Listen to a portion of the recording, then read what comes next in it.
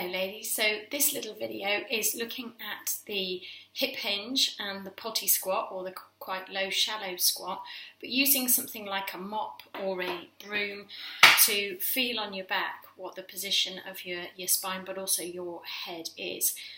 Because what we know and what we've discussed is that as we're carrying baby, as we're feeding baby, those shoulders can just come around a little bit, which means that we tend to get a little bit tight across the front of the chest and the shoulder there.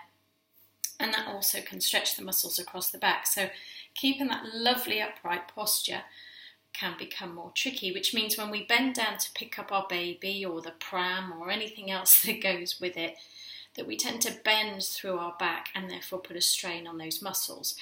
So we want to avoid that, but also when we're doing any of those lifts, we also want to make sure that we're using those big buttock muscles. And I'm not saying you've got a big bum there, I'm saying they are major muscles that should be doing a good amount of the work during any of that lifting. So we want to make sure that they're kicking in as well. But of course the other thing we need to make sure is that your pelvic floor is functioning and coordinating with the movements that you're doing as well. So the core breathing that hopefully you feel comfortable with and is almost second nature now will become part of all of these movements as well. And then, you know, once we've done our postnatal recovery, and at any point that you start to lift heavier or do other sorts of movement or activity, whether in a gym or otherwise, you still use that core breathing, keeping everything integrated, keeping you safe. Okay, so grab your mop or broom and let's get hinging. So the first thing to do, okay, is align it along your back. So you want the broom or mop end at the bottom. Apart from anything else, you don't want stuff dropping into your hair. Okay, so you want to feel it here, so just between the bum cheeks, between the shoulder blades here, and at the back of the head. Now the key thing to watch with the back of the head is that you want to keep your chin parallel to the floor. Okay, so what often happens is people will lift their head like this to get their head back onto the pole, and what we're doing is extending our neck in the process. So think of looking to the horizon straight ahead of you and just drawing that chin back to almost give yourself a double chin.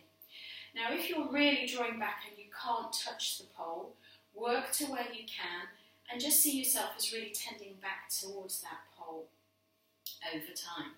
So I like to just gently overlay my hands in the small of my back. So it's just gently pressing the pole into it. So even in this position as well, I'm opening those shoulders and starting to get a bit of a chest, an opening across that chest.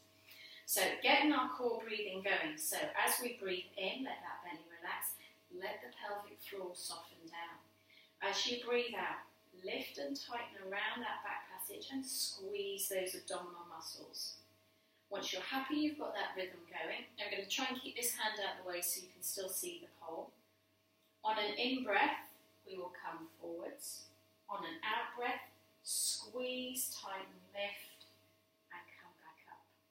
Now, how far you can come forwards here is partly determined by how tight your hamstrings are down the back of the legs. And today mine are quite tight, so I'm not getting my body parallel to the floor at all here.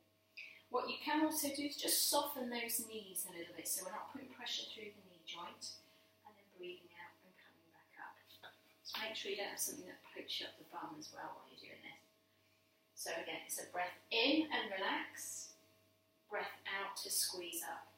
Now if you get to here and you can feel that your back or your head is coming away from the pole, stop, come all the way back up, and the next time make it a little bit smaller and come back. How far you go will vary from day to day, depending on what you've been doing, how tight you are across these shoulders, how tight your hamstrings are, numerous other factors. As your periods start to come back in as well, that will affect how you feel around the pelvis. So listen to your body each time you do this and move accordingly. Once you're happy with your hip hinge, we can then bring that into a potty squat.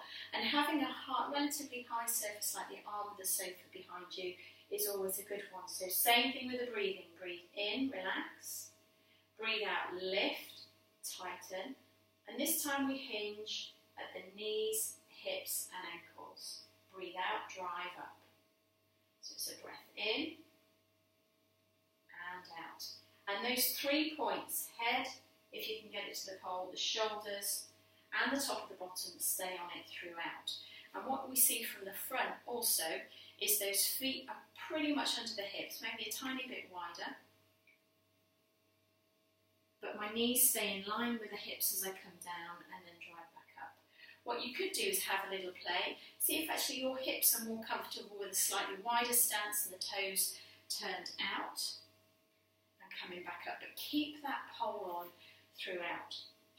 Now if with the pole you're finding it tight across the shoulders, or you just want to release them out, just step back into a door frame, just align one forearm against the door frame there, step the foot forward on the same side and just gently lean the whole body forward.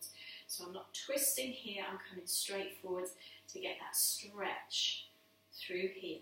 Again, breathe through it, and you want to get to the level of a gentle stretch where you can feel it, as I say, across the front of the chest and the front of the shoulder. Not that you've got the back of the chest, but you know what I mean.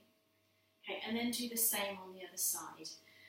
Vary how long you hold it. You want to build up to a good 20-30 seconds, but say you can start out shorter than that. Listen to what your body's telling you. But it's a good thing to integrate that chest stretch in every day, because as I say, just from holding baby, you'll tend to get a little bit tight through there.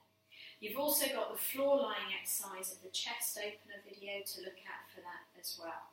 Okay, so have a go, and if anything doesn't make sense, or you would like some support, then please do get in touch.